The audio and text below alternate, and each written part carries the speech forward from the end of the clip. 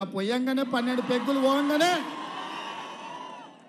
కాంగ్రెస్ ఖాళీ అవుతుంది, 20 మంది టచ్లు అంటున్నారు. ఎట్లయితుంది అది? ఏమన్నా 2 లీటర్ల ఫుల్ బాటిల్ అనుకుంటున్నా? 20 పెగ్గులు వేస్తే ఖాళీ కానికే ఈడ కాపలా ఉన్నదెవడు బిడ్డ? ఎవడో తెలుసా? ఈడ వస్తావా? రా బిడ్డ, టచ్ చేసి చూడు. హైటెన్షన్ వైరికిన కాకి తగులితే ఎట్లయితుందో కాంగ్రెస్ మీద చెయ్యి పెడితే మాడి మసైపోతావు బిడ్డ. నీ తాతలు ముత్తాతలు గుర్తు రావాలి. కాంగ్రెస్ టచ్ చేస్తే నువ్వు అనుకుంటున్నావేమో నేను జైపాల్ రెడ్డి జానారెడ్డిని కాదు బిడ్డ, మర్యాదగా ఉండనికే బట్టలు ఇప్పదించి రోడ్డు మీద ఉరికించి కొట్టిస్తా బిడ్డ మా కాంగ్రెస్ పార్టీ కార్యకర్తలతోటి. ప్రజలు ఎన్నుకున్న ప్రభుత్వం, ప్రజా తీర్పిచ్చిన ప్రభుత్వం, ప్రజల మన్నన పొందిన ప్రభుత్వం 100 రోజుల్లో 6 గ్యారెంటీలలో 5 గ్యారెంటీలు అమలు చేసిన ప్రభుత్వం. మా ప్రభుత్వాన్ని పడగొడతారా నువ్వు మోడీ కలిసి? నువ్వు మోడీ చీకట్లో మాట్లాడుకుంటే అయిపోయింది అనుకుంటున్నావా? రా బిడ్డ రా, మోడేస్తాడో మోడీ తాతను తెచ్చుకుంటావు. నీ ఎంబడి ఎవడొస్తాడో రాండి. ఏసాలేస్తున్నట్టు నువ్వు ఆడబిడ్డలకు ఆర్టీసీలో ఉచితంగా బస్సు ప్రయాణం కల్పిస్తే ఈ 120 రోజుల్లో 35 కోట్ల మంది మా ఆడబిడ్డలు అమ్మగారింటికి పోయిరు, అత్తగారింటికి పోయిరు, సుట్టపోళ్ళింటికి పోయిరు. 7 రూపాయల జాతరకు కూడా మా ఆడబిడ్డలు పోయొచ్చారు. మేడారం సమ్మక్క సారలమ్మ జాతరకు పోయిరు. మా ఆడబిడ్డలు ఇవాళ ఆర్టీసీ బస్సుల్లో ఉచిత ప్రయాణం చేస్తే వాళ్ళ కళ్ళల్లో ఆనందం చూసి ఓర్వలేక కళ్ళల్లో జీడి పోసుకుంటుండే కేసీఆర్.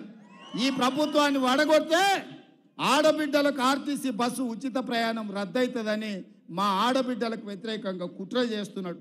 మా ఆడబిడ్డలు చూసుకుంటా ఊరుకుంటారా నువ్వు చేసే పనులు?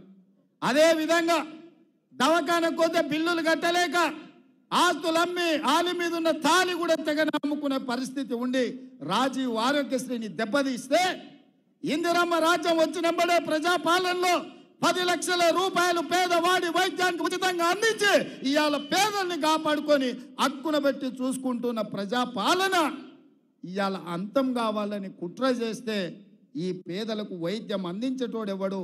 పేదల ఆరోగ్యానికి 10 లక్షల రూపాయలు ఇచ్చేటోడెవడు?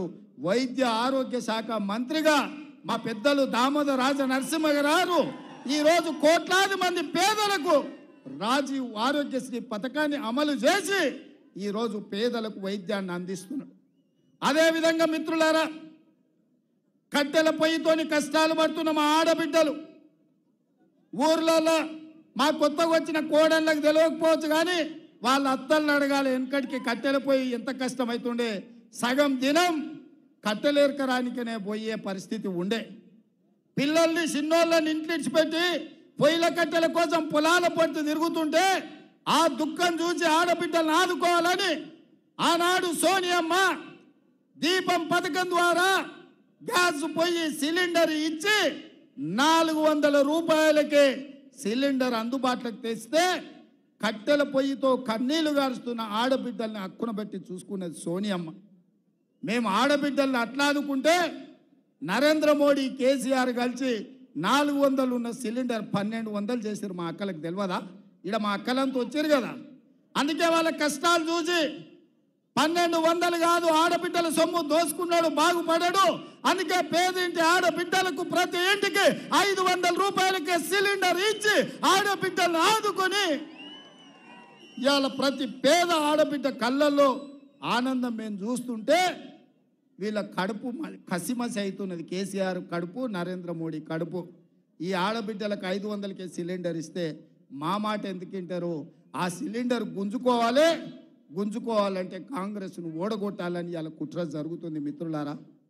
ఇదే కాదు మిత్రులారా, వ్యవసాయం ఉన్న వాళ్ళకే ఉచిత కరెంటు, పొలం ఉన్న వాళ్ళకే ఉచితంగా ఇస్తే భూమి లేని మాలాంటి పేదలకు మా ఇంటి కరెంటు బిల్లు తడిసి మోపెడవుతుందని మా పాదయాత్రలో చాలామంది పేదోళ్ళు వచ్చి చెప్తే మేము ఆలోచన చేసినాం. పార్టీ అనుమతి తీసుకున్నాం. రాహుల్ గాంధీ, సోనియా గాంధీ గారితో మాట్లాడినాం. అందుకే ప్రతి పేదవాడి ఇంటికి 200 యూనిట్లు ఉచితంగా కరెంటు ఇచ్చి 0 బిల్లు ఇవాళ పేదవాడి ఇంటికి తీసుకొచ్చి బిల్లు కట్టాల్సిన పని లేదు, 0 బిల్లు అని చెప్పి ఇవాళ పేదవాళ్ళని ఆదుకున్నాం.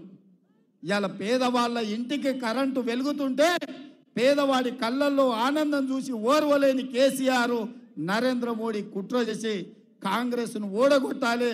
కాంగ్రెస్